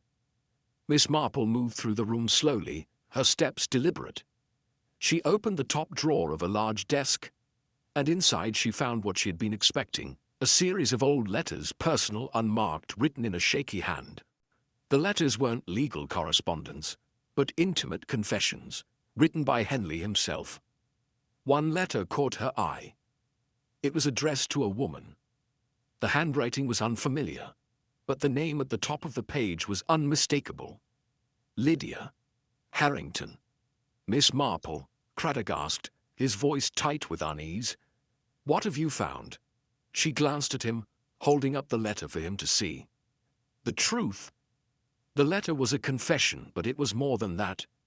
It spoke of a deep, unrequited love that Henley had never been able to reveal, a love that had been buried beneath layers of deceit and fear. It wasn't just the Branksmere estate that Henley had manipulated. It was his own feelings for Lydia, feelings that had festered and twisted into something darker. In the letter, Henley admitted to keeping Lydia in the dark about the truth of her family's inheritance.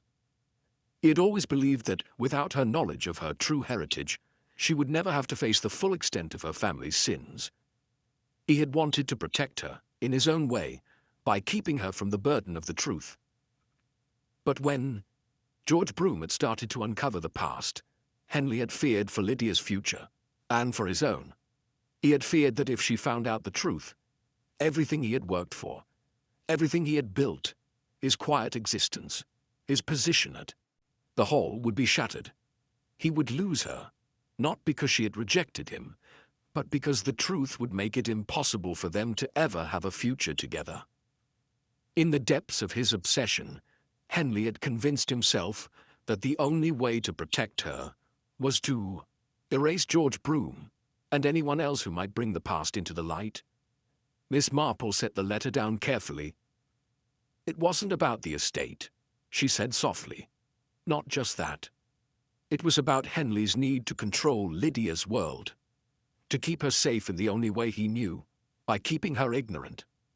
He loved her, in his own twisted way, and he was willing to destroy everything, her family, her history, anyone who stood in his way, because he believed the truth would break her."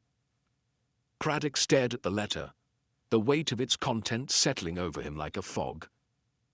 But why kill Mrs. Vale? She didn't know anything that could hurt him. Miss Marple's eyes narrowed. She knew too much.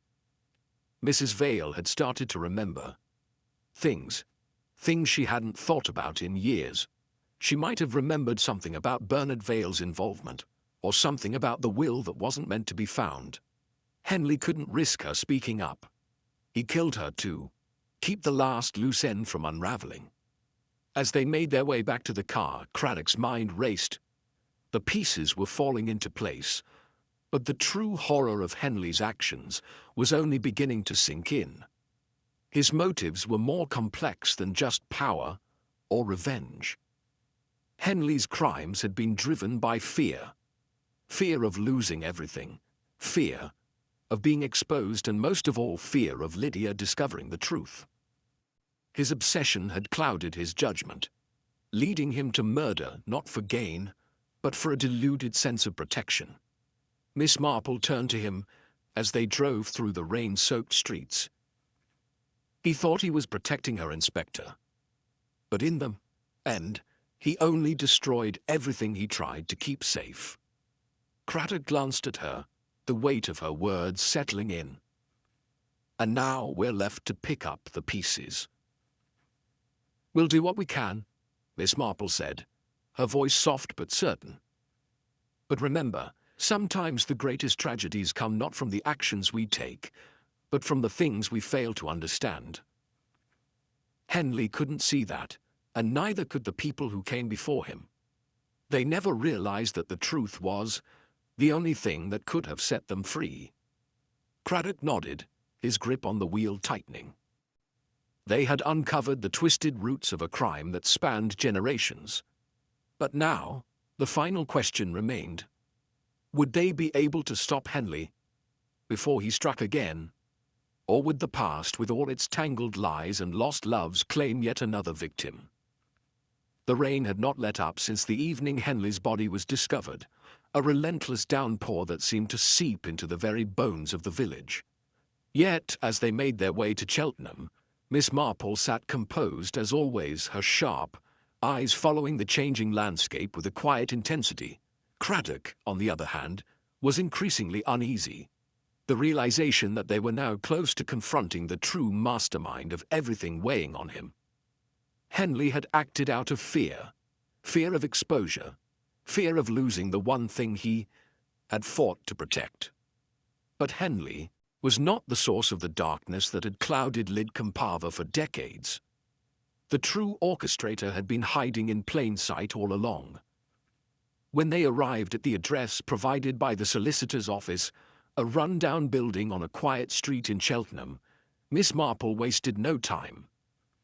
They entered, the door creaking, open to reveal an aging office space cluttered with yellowing paperwork and the musty smell of forgotten time. On the desk sat a few unopened letters, a half-empty glass of water, and a stack of legal contracts. Nothing about the space suggested urgency, yet everything about it spoke of a life carefully maintained, a life designed to withstand scrutiny, a life built on secrets. Craddock moved to the desk, scanning the papers. Miss Marple's eyes were already on the far corner, where a faded photograph hung crookedly on the wall. It was an old family portrait, the edges curling with age. Two men, one younger and one older, stood side by side in front of a house. Clearly, a different time, a different world. The older man was Bernard Vale. The younger man had to be Charles Harrington. Miss Marple's gaze lingered on the photograph, her lips pressed tightly together. "He's here, Inspector," she said quietly, as if she had already known. Charles Harrington. He was never out of the picture. Craddock turned, his eyes widening slightly. "You mean to tell me he's been here all along?"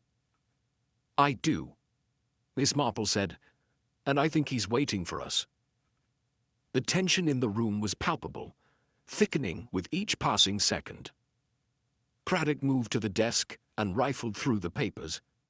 Beneath the legal contracts, he found a small, leather-bound book, its pages brittle with age, a ledger. He opened it carefully, scanning the names, the figures, an accounting of years of illicit transactions, names crossed out, and payments that had been funneled through multiple shell companies. But then, at the very end of the ledger, there it was, H.B. Ledgerwell, the name they had seen before, and beside it an entry marked simply Lydia Harrington, payment completed. The last transaction was dated only a few weeks ago. Craddock's heart pounded in his chest. He was bribing Lydia, trying to get her to sell the land, to relinquish everything. This wasn't just about George Broome. It was about him too. The only thing standing between him and control of the Branksmere estate was Lydia. And he was willing to do whatever it took to remove that barrier.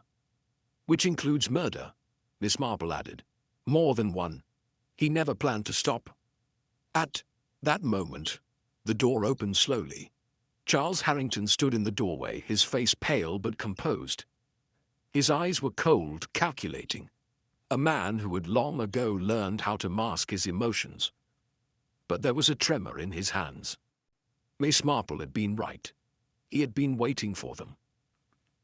"I wondered when you would figure it out," he said, his voice smooth but strained. "But it doesn't matter. You're too late." Craddock stepped forward, his voice steady. "Too late? It's never too late, Harrington. You've run your game for too long. But now it ends. You're the one who's been manipulating everything, the records, the estate, Lydia.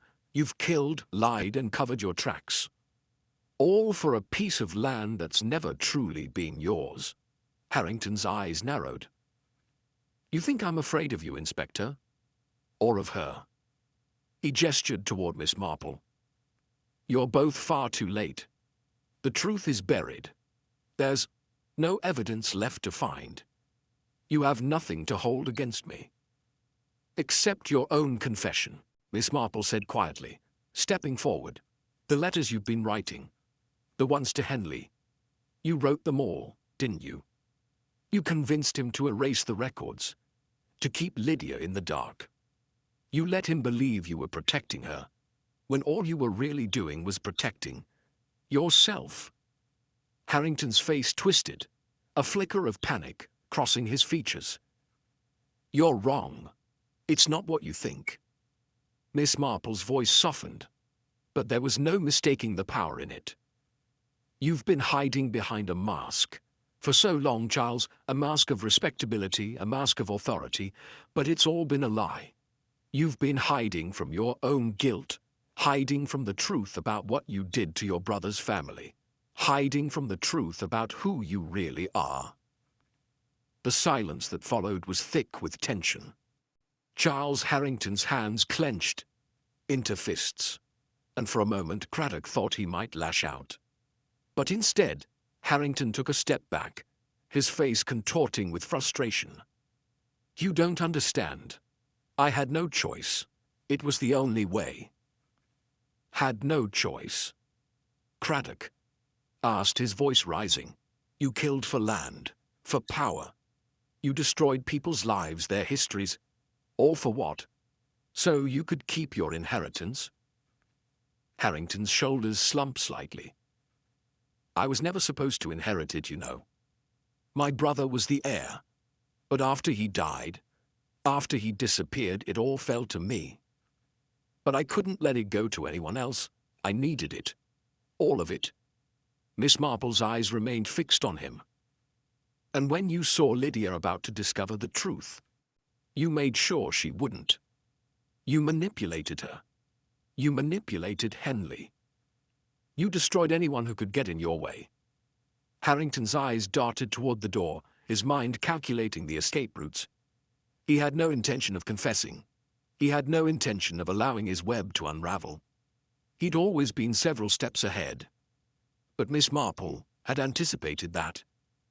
"Don't bother," she said, almost as if reading his mind. "You're not going anywhere." Craddock moved toward the phone, his hand hovering over the receiver.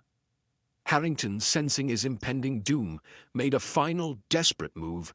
He lunged toward the door.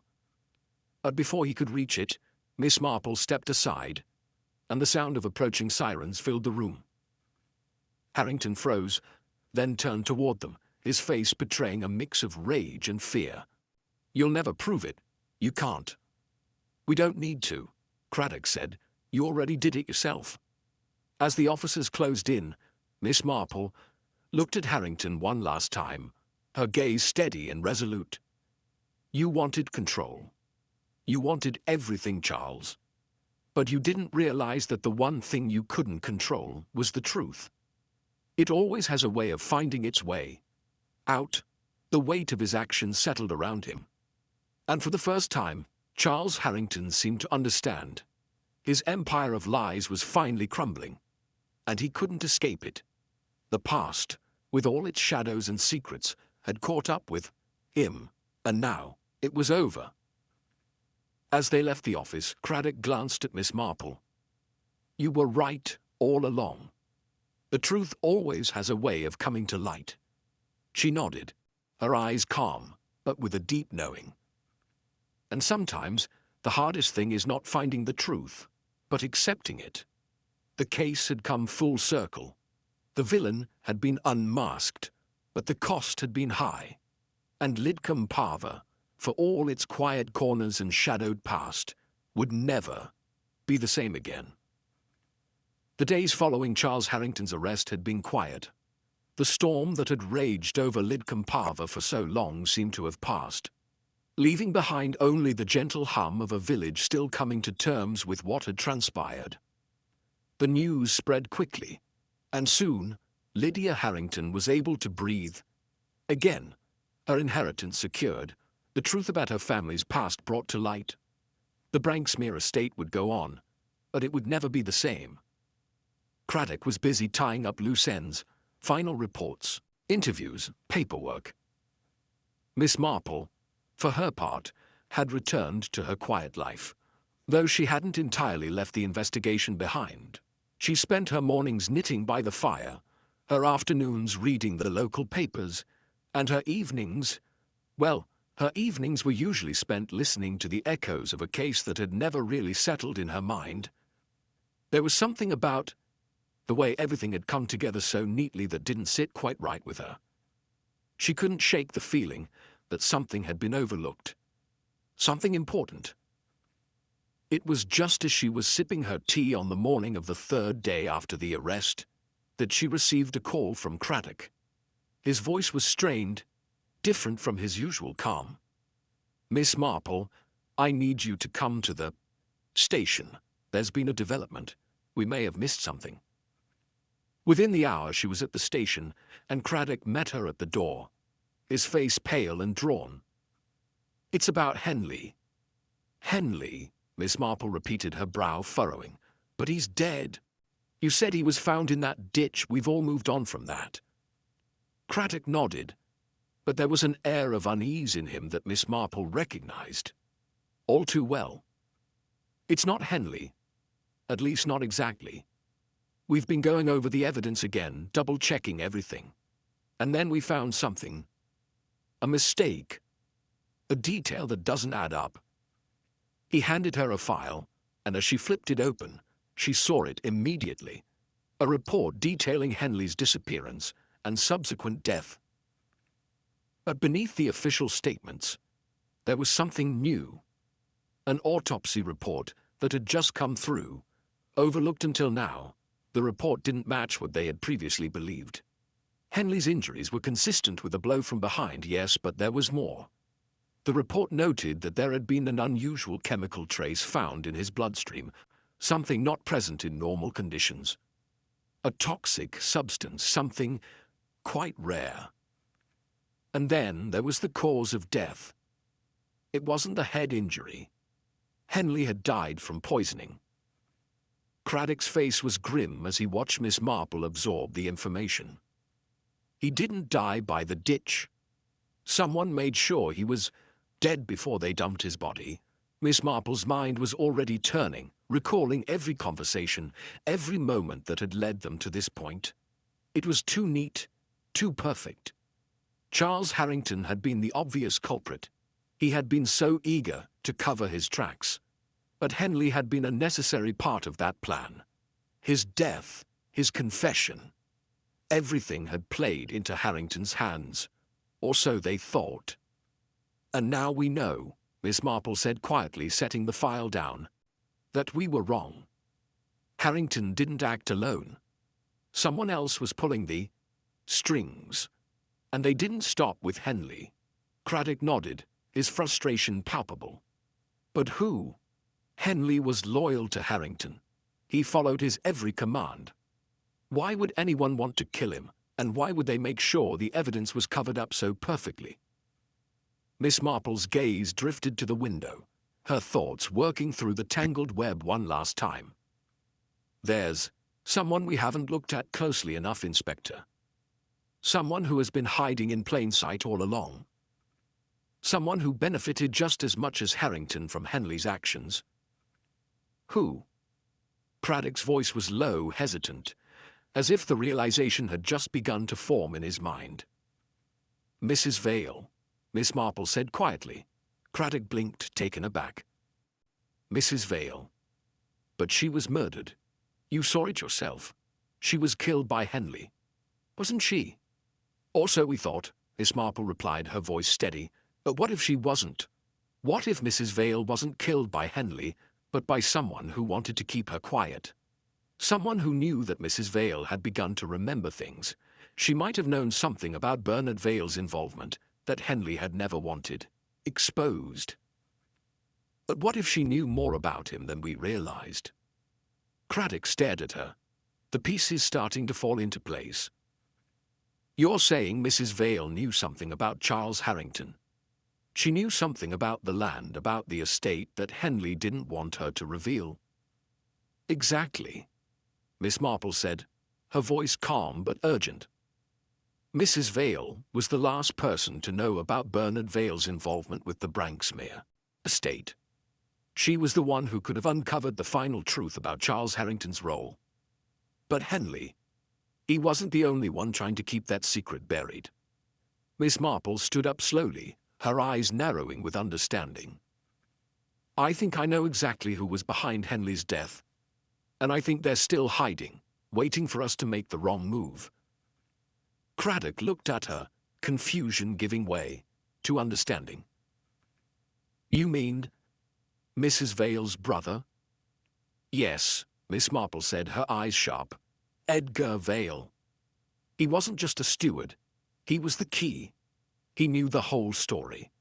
And I think he's been using Charles Harrington as a shield, covering for him all these years. He helped cover up John Broom's death, and he helped cover up Bernard Vale's fraud. Edgar Vale was the one who made sure that Henley didn't talk. And now he's trying to make sure we don't piece it all together. Craddock turned to Miss Marple, his expression hardening with resolve. Then it's time we bring Edgar Vale in. We're not letting him get away with this any longer. But just as they began to make plans to head to the Vale estate, the phone rang. The sergeant on the other end was out of breath. Inspector Craddock, we've got trouble. Edgar Vale is dead. Someone strangled him. And we found a letter, addressed to you, Miss Marple. The room went still. Miss Marple's face was unreadable as she looked at Craddock, her hands suddenly cold. It's not over, is it? She said softly. Craddock shook his head. No. It's just beginning. Miss Marple stepped back, collecting herself. We need to act quickly. Edgar Vale may have been a man hiding the truth, but now he's gone. The last piece has fallen into place, Inspector. The final piece of the puzzle. With a deep breath, Craddock picked up the phone, his mind already racing ahead to the next step. We're not done yet, Miss Marple.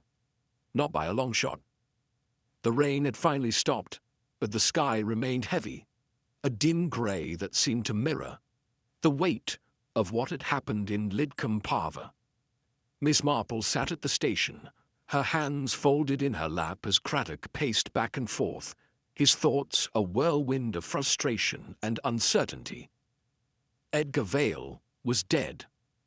The man who had quietly manipulated so many lives, buried so many truths, had been strangled in his own home, the letter addressed to Miss Marple left behind on the desk.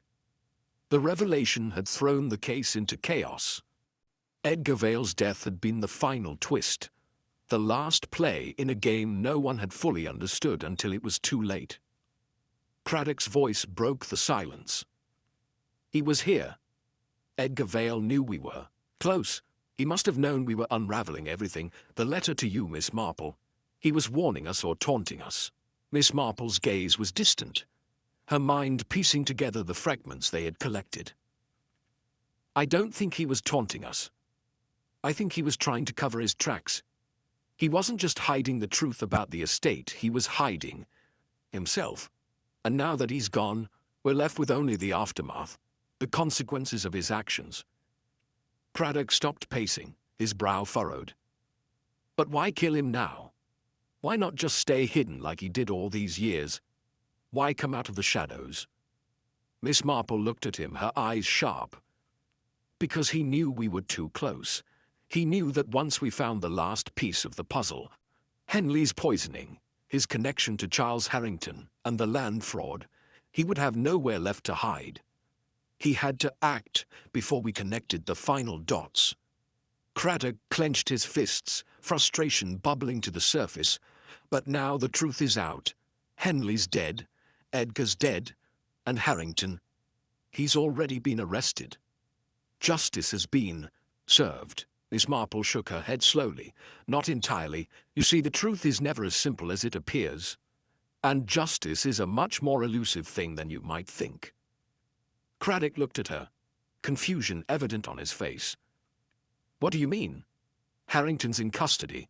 We have the confession, the evidence. No, Miss Marple interrupted, her voice quiet but firm. We don't. What we have is a series of conclusions we've drawn from the pieces of evidence we found. But we've missed something vital, Inspector. Something that has been hiding in plain sight all along. Craddock leaned in, his attention fixed on her. What have we missed? The letter, Miss Marple said, pointing to the desk where the letter from Edgar Vale had been placed. The one addressed to me. Craddock looked at the letter, then back at her. But that's just a final attempt at manipulating the investigation. A last-ditch effort to throw us off. Miss Marple shook her head again. No, it's more than that. It's a clue, one we overlooked because we were too focused on the obvious suspects. She took the letter, unfolded it carefully, and began reading aloud. Miss Marple, I know you are close to the truth. You may have already uncovered the web of lies that I have spent my life weaving. But there are still pieces you do not see. The game is not over, not yet. There is someone else who has been pulling the strings all along. Someone who has been watching us all, waiting for the moment when the truth would slip through the cracks. Be careful who you trust, for the greatest danger lies in plain sight. I have kept my secrets, but not all of them are mine to keep. Edgar Vale. Craddock's face paled as the meaning sank in. You're saying? Miss Marple nodded. I'm saying Edgar Vale didn't act alone, and neither did Charles Harrington. The mastermind, the real mastermind, was someone we've all overlooked. Someone who has been hiding in the shadows all along, pulling the strings from behind the scenes. Craddock's voice dropped to a whisper. Who could it be? Miss Marple's eyes narrowed. Think about it, Inspector. Who stands to gain the most from this entire affair? Who had the power to manipulate both Harrington and Vale to control everything from the shadows? The answer has been in front of us the entire time. Craddock was silent for a moment, the realization dawning slowly. Lydia. You're saying Lydia Harrington? Miss Marple nodded. Yes, Lydia. She's been the key all along, but not in the way we thought. She wasn't just the victim of these schemes, she was the architect of them. Craddock's mind raced trying to process the new information. But she's been so innocent, so naive. How could she have orchestrated all of this? Miss Marple stood, her movements slow and deliberate. Lydia's innocence was the perfect cover. She used her vulnerability, her position as the last heir to the Branksmere estate, to manipulate everyone around her. Charles Harrington, Edgar Vale, even Henley, all of them were pawns in her game. She let them believe they were in control, but in reality she was the one pulling the strings. Craddock's voice shook with disbelief. But why? Why would she do all of this? For money? Power? No, Miss Marple said, her voice softening. For love. For her father's love. For the love she thought she could never have. Paused, letting the weight of the words settle. Lydia has spent her entire life being overshadowed by her family's legacy. Her father's absence, her uncle's betrayal, her brother's distant memory, they all left her with a hunger for something more. And when she saw an opportunity to control the inheritance, to claim her place in the family story, she took it. Craddock's mind was reeling. But how? How did she manipulate everyone? How did she get Henley to do her bidding? Miss Marple looked at him, her eyes cold with understanding. Lydia didn't need to manipulate Henley directly. She didn't need to. She simply made him believe that his loyalty to her was the key to his survival. She used his fear of exposure, his need to be in control, and his twisted obsession with protecting her to turn him into her weapon. He killed for her, just as Edgar Vale had, just as Charles Harrington had, all for the same thing. A seat at the table, a piece of the legacy. Craddock's breath caught in his throat. And the murders? Mrs. Vale, Henley, Miss Marple sighed. They were obstacles. People who might have exposed her before she could secure everything. Mrs. Vale knew too much, and Henley, well, he was her final step. He had to be removed to ensure that nothing would stand in her way. A long silence passed between them. Craddock stood frozen, his mind trying to catch up with the revelation. Finally he spoke, his voice tight with disbelief. But she's not just a criminal, she's a mastermind. She's been playing us all along.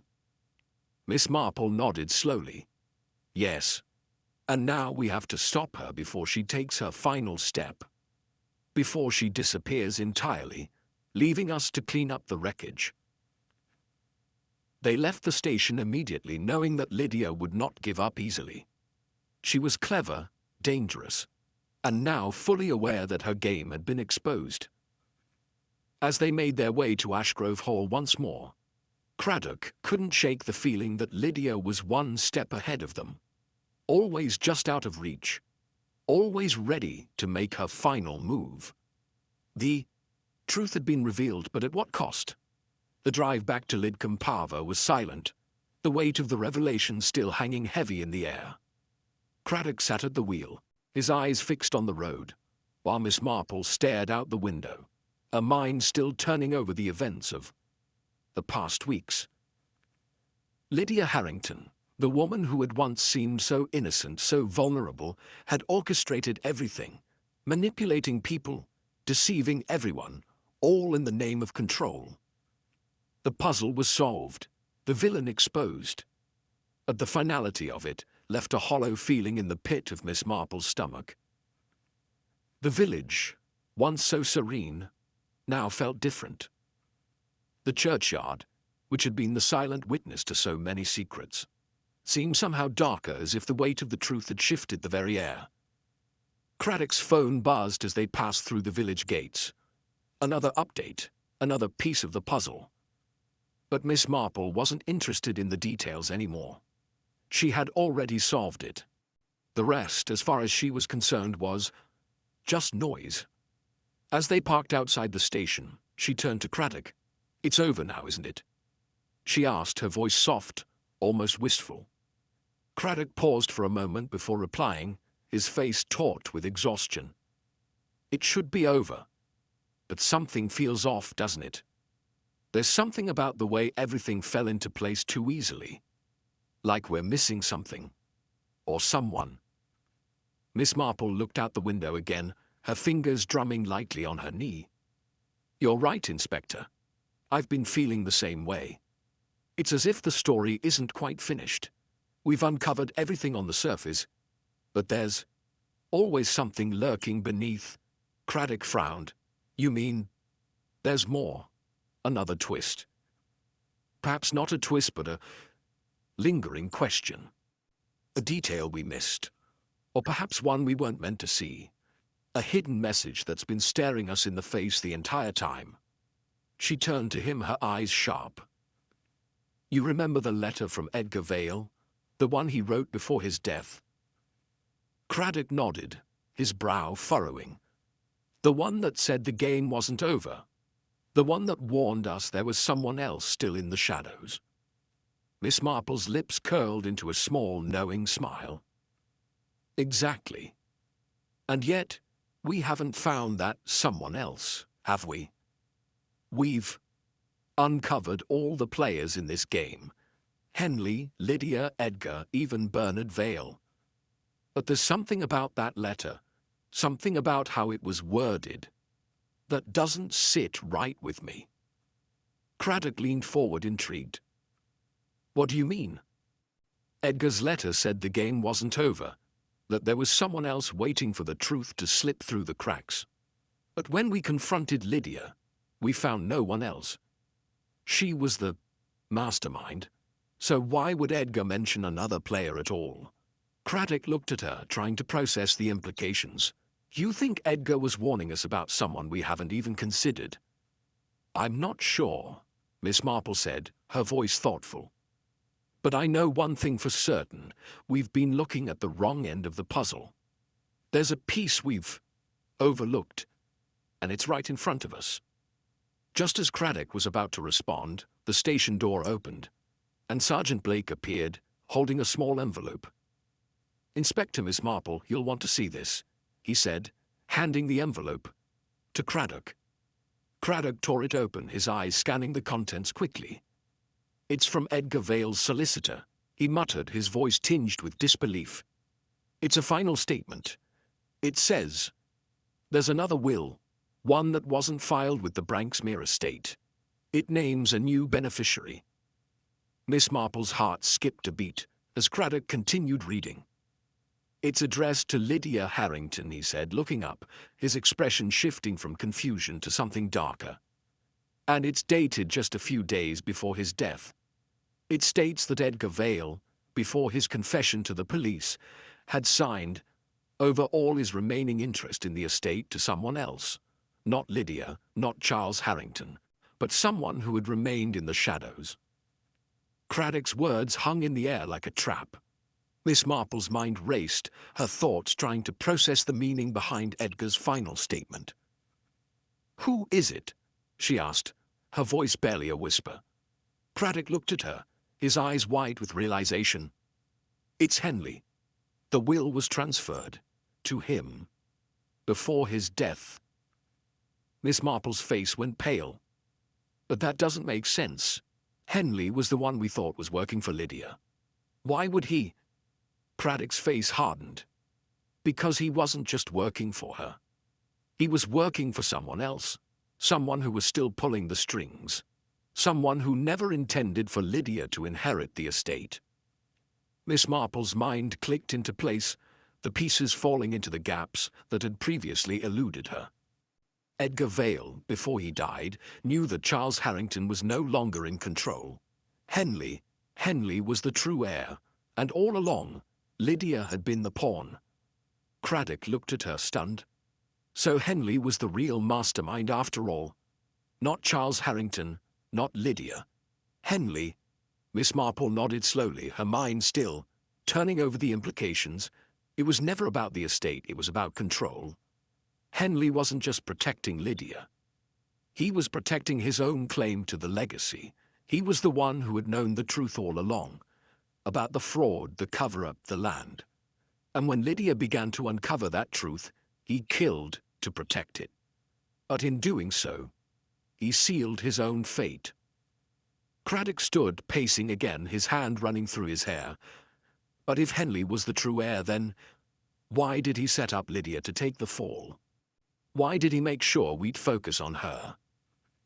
Because Henley was playing the long game, Miss Marple said, her voice quiet but firm. He knew he had to eliminate everyone else. But he also knew that if Lydia believed she was in control, she would make the right decisions. He needed her to follow the path he had laid out for her, to keep her safe while he did the dirty work in the background.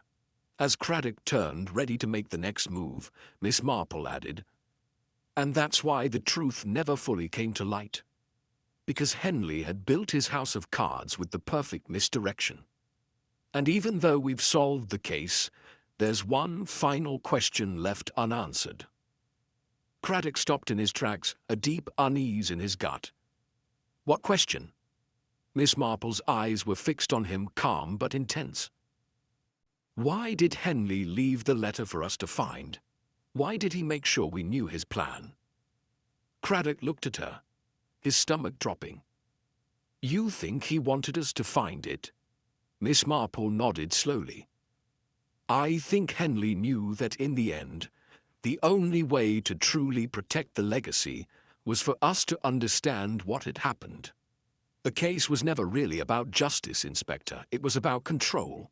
And Henley, in his final moments, had to make sure his story was told. As Craddock turned to leave, ready to follow this new lead, Miss Marple watched him go, her thoughts lingering on the unsettling truth they had uncovered. The case had been solved. But something still lingered in the shadows, something that didn't quite fit. And as they moved forward, one thing was certain. In a world built on deception and half-truths, there was always one more puzzle to solve.